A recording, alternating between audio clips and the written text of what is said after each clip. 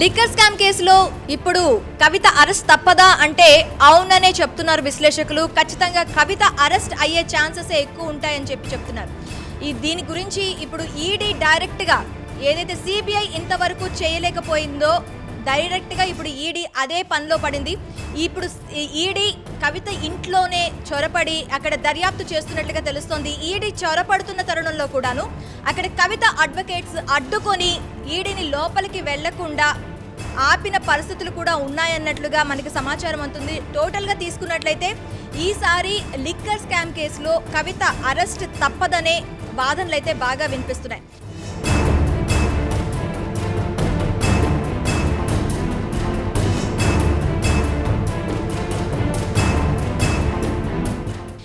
పలుసార్లు విచారణకు రమ్మన్నా కూడాను విచారణకు హాజరు కాకుండా ఇప్పటి వరకు కవిత తప్పించుకుంటూ మ్యాక్సిమం తను కోర్టును ఆశ్రయించి స్టేలను తెచ్చుకునే దీంట్లోనే ఉంది. కాకపోతే ఈసారి ఈడీ డైరెక్ట్గా ఇంట్లో కూర్చోవడంతో తను ఎటు తప్పించుకోలేని పరిస్థితిలో ఉన్నట్లుగా తెలుస్తోంది. ఇకపోతే కేసీఆర్ అండ్ హరీష్ రావు ఇదే విషయం పైన హుటాహుటిన భేటీ అయినట్లుగా మనకి సమాచారం ఉంటుంది. రాజకీయ అంటే ఇప్పుడు పార్లమెంట్ ఎలక్షన్స్ వస్తున్నాయి. ఈ పార్లమెంట్ ఎలక్షన్స్ నేపథ్యంలో ఇదొక కుట్ర కోణంగా కూడాను వారు చెప్తున్నారు. ఈ రాజకీయ కారణాల వల్లే ఇప్పుడు ఈ దర్యాప్తు ఈడీ అంటూ కూడాను హడావిడి చేస్తున్నారు అంటూ కూడాను వాళ్ళు చెప్పుకొస్తున్నారు. అయినప్పటికీ కూడాను ఈడీ ఇప్పటికే కవితకు సంబంధించిన 2 ఫోన్లతో పాటు ఇంకా 14 ఫోన్లు మొత్తం టోటల్గా 16 ఫోన్లను ఇప్పటికే సీజ్ చేసినట్లుగా తెలుస్తోంది.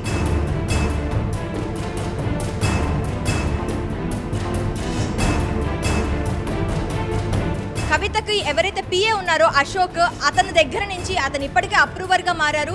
కవిత చుట్టూ ఉన్న చాలా మంది కూడాను అప్రూవర్గా మారి వాళ్ళకి సమాచారం అందించినట్లుగా తెలుస్తోంది. ఈ నేపథ్యంలోనే ఈడీ డైరెక్ట్గా కవిత ఇంట్లోనే బేటాయించి దర్యాప్తు చేస్తున్నట్లుగా తెలుస్తోంది.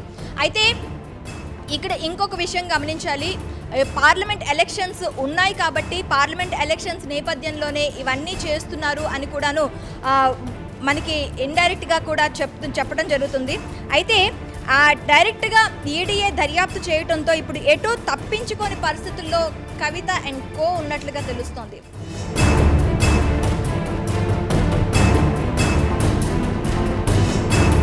పంజాబ్ ఎలక్షన్స్కి కూడా సుకేష్ చంద్రశేఖర్కి కూడాను దాదాపు 100 కోట్ల వరకు కూడాను చేరాయి కవిత అకౌంట్లో నుంచి అని కూడాను మనకి ఈడీ తెలపడం జరిగింది. ఇక తాజా పరిణామాలు నేపథ్యంలో కవిత ఖచ్చితంగా అరెస్ట్ అయ్యే క్రమంలోనే ఉన్నట్లుగా తెలుస్తోంది. ఇకపోతే ఈ నేపథ్యంలోనే కవిత ఇంట్లో డైరెక్ట్గా ఈడీ దర్యాప్తు చేస్తున్నట్లుగా తెలుస్తోంది.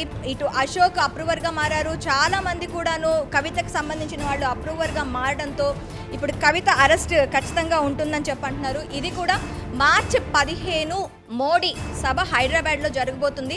ఈ సభ జరుగుతున్న నేపథ్యంలో ఆ రోజే కవిత అరెస్ట్ అయ్యే ఛాన్సెస్ కూడా ఉన్నట్లుగా తెలుస్తుంది. సో టోటల్గా ఈసారి మాత్రం కవిత అరెస్ట్ ఖచ్చితంగా జరుగుతుంది అనే విశ్లేషకులు చెప్తున్నారు.